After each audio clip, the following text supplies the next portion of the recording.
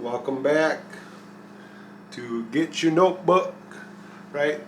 We're going to do our quick deep dive into Know Your Goals, number 7, right? So, very excited for you to join us today. Just a PSA, we want to have a large notebook, right? We don't want a small notebook and get small results. We want big results. There's lots of notes, so take lots of notes, get lots of knowledge. I'm giving it away for free, all right? So take advantage, learn the system right here on this channel. All right. What we're going to talk about is know your goals, all right? Why am I here? Same question I had to ask myself back when I started in sales, right? Why are you here? That's up to you. That's really between you and you. Are you here for just a paycheck? Are you here for an hourly? Are you here for a little salary? Are you here for a little some health benefits? Are you here to game the system? I mean, let's be honest. Why are you here? Right?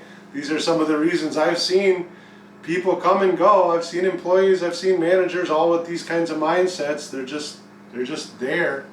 They don't have any bigger visions, right? They don't have. Maybe they have a little goal, maybe they want to do this, they want to do that, but it's never like a consistent like goal type process.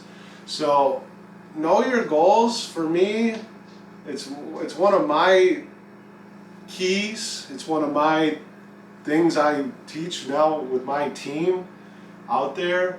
And I see the people that actually hand in their goals regularly every quarter. We'll cover that in a second, quarterly goals. But I notice the people that hand in their goals regularly perform at a higher level.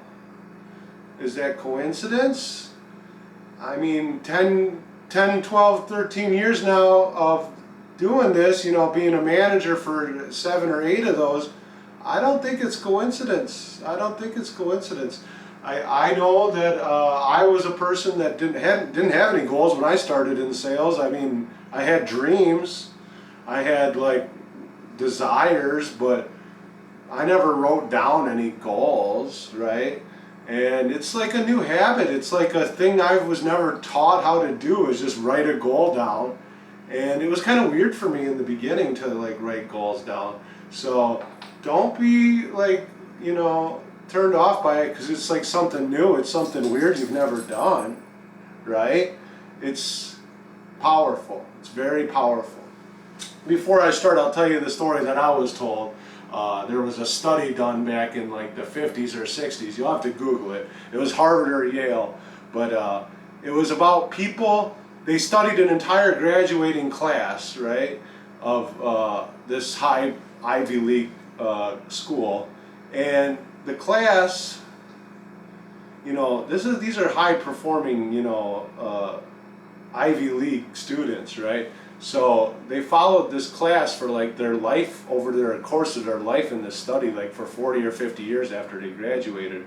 And they found that the 5 or 7% of them that were like consistently maniacal about having goals ended up being the Fortune 500 CEOs, ended up owning the multi-million-dollar businesses. These were the people. It wasn't no mistake that the people that had goals and had vision were the people that got to a higher level, right? Just because you graduate from an Ivy League school doesn't mean you automatically, you're a Fortune 500 CEO, right? Or you're a multi-millionaire, multi-business owner type situation. It was specifically the people that had goals every single whatever it was, maybe not every single day, but they had goals, they had a vision, right? So the first thing you want to have is a target, right? Have a target and you will develop a sense of direction to start moving toward it, right? I know when I first came into sales, I was pretty directionless, right? I didn't have really any sense of direction. I was just here for a paycheck. I was just showing up. A direction was like something I didn't understand, right? So, but that's because I didn't have a target. I didn't have anything to zero in on, right? Once you get a target, you can start like laser beaming toward that target, right? One of my favorite things I was ever told by the big guy, right? He said, make your goals so big, people laugh right in your face when you tell them what your goals are, right? Like, that always stuck with me. Like, what's worse?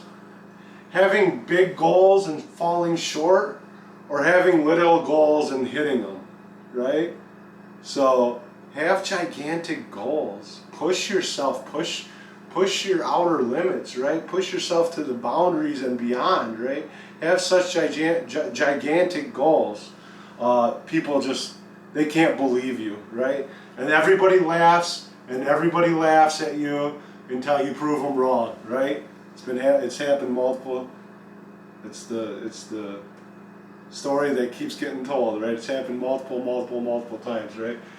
It's impossible until you actually do it, and then everybody's like, "Wow, you did it, so great! I always believed in you," right? Then all the doubters say they always believed in you, right? So, a little tip for goals: you keep falling short. This is gonna happen. You're gonna have a big goal. You're gonna fall short. Maybe aim a little bit higher. Maybe you got to get the goal a little bit bigger, right? So when you shoot, you're going to start, having a little decline. You're going to fall a little short. If you want to hit that target, aim a little bit higher.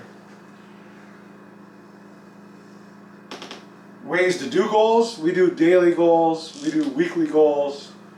I'm big on 30, 60, 90 day goals. That's the big one for me, that every quarter, you got your 30, what am I going to do? If it's quarter one, what am I going to do in January? What am I going to do in February? What am I going to do in March, right? 30, 60, 90 days. You can make so much transformation in the next 90 days of your life. We're starting right now today. What are you doing, right? Write it down. Have a plan. Have an action plan and go about it with, a sense of, being a maniac about it, right? Because no one else is going to be a maniac for your success except for you. So you have to choose to be that maniac, right? So have a 30, 60, 90 day goal. And then daily goals. I like daily goals because it's just kind of like, you start out, as soon as you wake up in the morning, you go kind of already, if you're really a goal setter, you already kind of have your goal in mind before you get to work, all right? So you kind of imagine and visualize, what am I going to do today? How much money am I going to make today? I remember just a silly story when I was a rep. One day I woke up and I said, I'm going to pay rent today. I'm going to make enough sales to just pay rent in one day. And it was one of the slow days, right? So, but I just woke up and I just said that, and I just knew it. I just felt it so clearly. And when I said it, I meant it, and then I did it, right? Now, have I ever set a goal and not hit it? Yes, definitely. But it feels so incredible to go out there, say I'm going to put your stamp on it, say I'm going to do it, and then go out there, crush it, make your day, make the day your bitch, and just make it happen, right?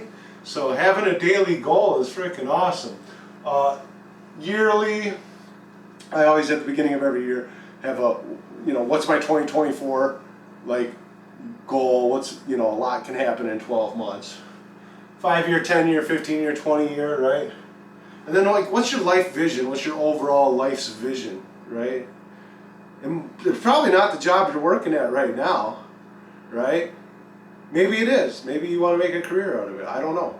But have a vision. Have something greater than you right now that you can strive for. What is your vision, right? That's bigger than a goal, though. A vision is a lot, that's something, it's way beyond. Your goals are how you get to your vision. Your daily goals, your weekly goals, your yearly goals are how you get to that, achieving that vision of your ideal self, right? So, get real specific. I don't know if I can say that word, specific. Get real specific. The more details, the better. because these are little things that you can aim toward, right? You have more details, you want to just say, oh, I'm going to make this, or I'm going to do this. Well, how are you going to do it? What are the steps to get there? I'm going to make $10,000. I've seen people say that goal, and they don't make $10,000, right? And then I've seen people say, I'm going to make $10,000, and then they work it backwards on, okay, I need to do this, I need to do this, I need to do this, I have to do this many things, I need to do this many things. Every single day I need to do this, I need to have this as my average. And then they get a lot closer. I've seen people hit it before. They get a lot closer at being more specific with their how-to, right? Goals are like a treasure map, I was told once. It's like the dotted line that goes to the X, right? So how does your dotted line that goes to your big X look, right? So next thing is write them down with pen and paper. Yes, I know everybody likes taking notes on their iPhone or whatever. It doesn't work. It doesn't work. Your freaking digital goals are not as good. All right? What the big boss used to make us do was handwrite out every goal and then type them up to send them in to him. But they had to be handwritten first. Handwriting, there's just something magical about handwriting. You can look it up. That's another scientific study. This is all backed by science.